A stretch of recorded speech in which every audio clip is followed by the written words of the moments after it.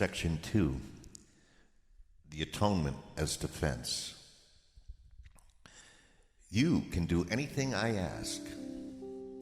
I have asked you to perform miracles and have made it clear that miracles are natural, corrective, healing, and universal. There is nothing they cannot do, but they cannot be performed in the spirit of doubt or fear. When you are afraid of anything, you are acknowledging its power to hurt you.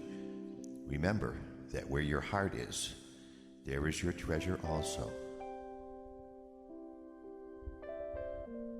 You believe in what you value. If you are afraid, you will inevitably value wrongly, and by endowing all thoughts with equal power, will inevitably destroy peace. That is why the Bible speaks of the peace of God which passeth understanding. This peace is totally incapable of being shaken by errors of any kind. It denies the ability of anything not of God to affect you. This is the proper use of denial. It is not used to hide anything, but to correct error. It brings all error into the light.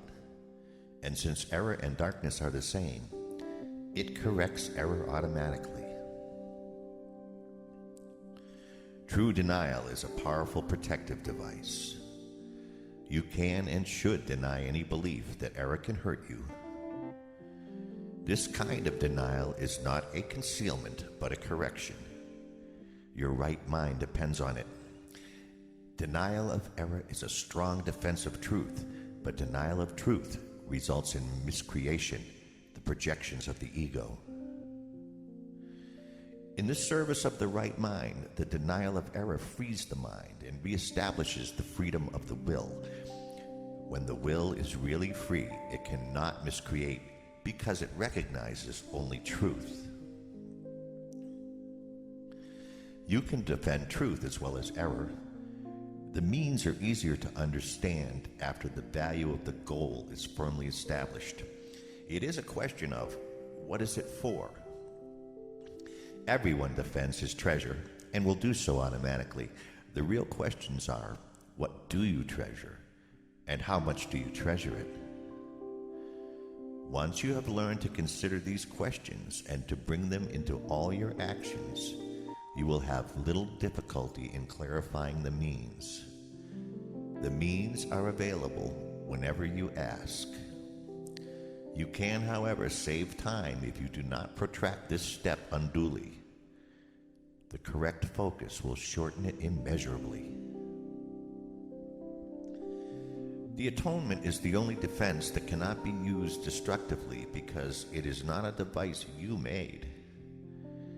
The atonement principle was in effect long before the atonement began. The principle was love, and the atonement was an act of love. Acts were not necessary before the separation because belief in space and time did not exist. It was only after the separation that the atonement and the conditions necessary for its fulfillment were planned. Then a defense so splendid was needed that it could not be misused, although it could be refused. Refusal could not, however, turn it into a weapon of attack, which is the inherent characteristic of other defenses. The atonement thus becomes the only defense that is not a two-edged sword. It can only heal.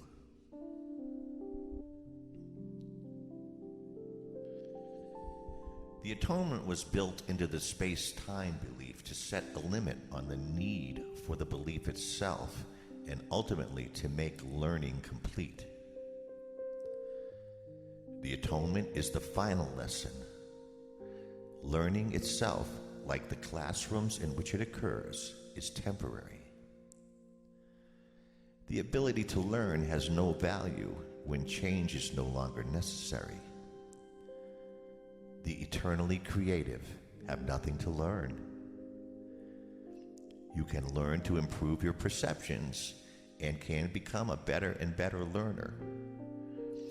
This will bring you into closer and closer accord with the sonship, but the sonship itself is a perfect creation, and perfection is not a matter of degree.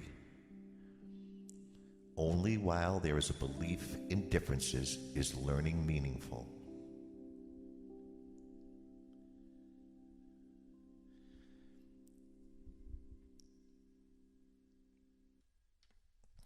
Evolution is a process in which you seem to proceed from one degree to the next.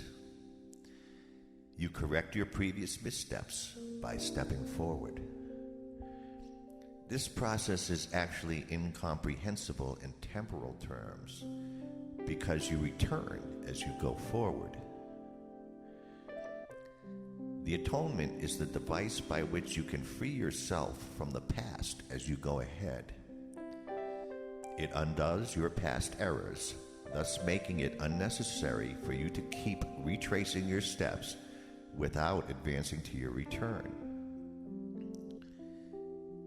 In this sense, the atonement saves time, but like the miracle it serves, does not abolish it.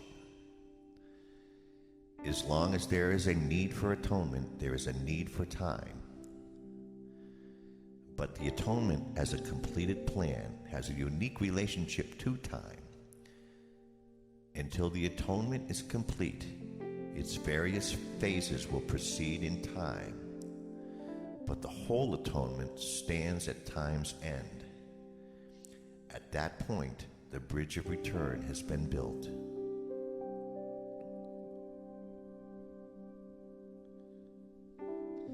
The atonement is a total commitment. You may still think it is associated with loss, a mistake all the separated sons of God make in one way or another. It is hard to believe a defense that cannot attack is the best defense.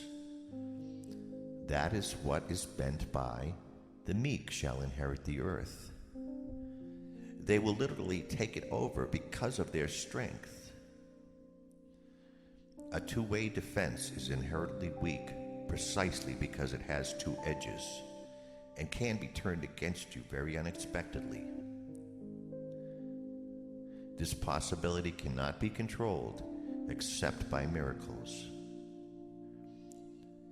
The miracle turns the defensive atonement to your real protection, and as you become more and more secure, you assume your natural talent of protecting others, knowing yourself as both a brother and a son.